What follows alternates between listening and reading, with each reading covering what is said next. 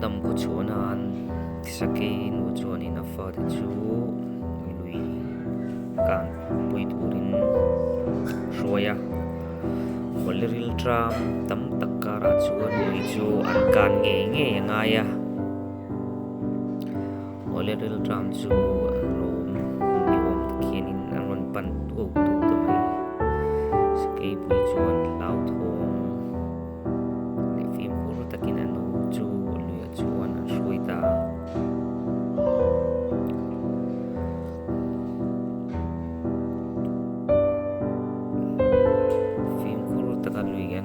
chuan ano chu an kual thin le dan lon pe nge pe lo ti an kim lo an in kuala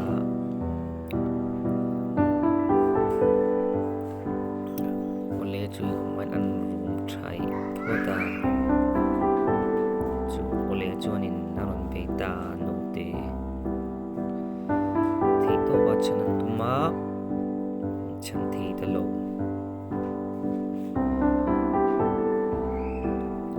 thi a boy pui man loin anung hu chuanin lui hi vào kam lam chu pan pui le da man mo bak lengin vào kam lam pan pui ta an hoi le thin afa te adam ho kim lo ne na no pakat chu ole chuanin no la thin pu me ya man mo to kin lui chu an kan puya a lui dung hi a chui ve tham em awangin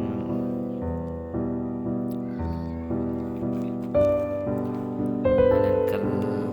man mo te an kala lui dung hi a thui thama saki no te pim ke tan chuanin lui hi sa an hoi le thin thim ni arima an room thai le thin lui an kan chuat re to ti chuan ole pakhat chuanin ano te chu aron hap le ta chot meya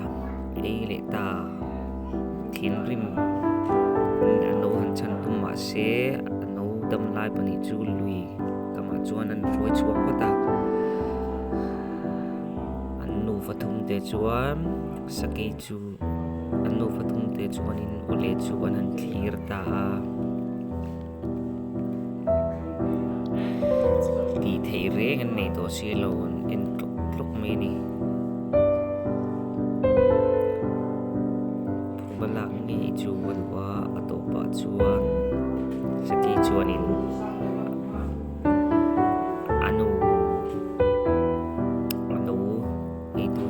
zube atum ta thi le thi tin balak na ole chu azube ta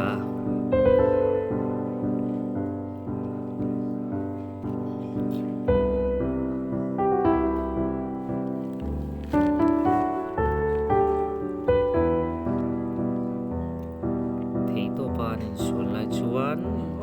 ti vak ngai na om mi lo lal ram ani vetlat ole ano dam pani angai to angai ve busia ano pani selum saka ole hianin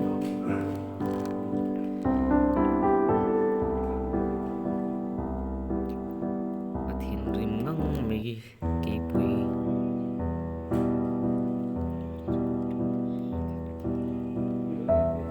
riven sual tu chuan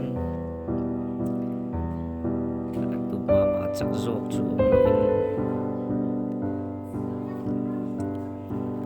sake chuan ti vak ngai na rebig lo kalson taringot mai ni ti chuan adam pani afa ti chu buin mun him lampang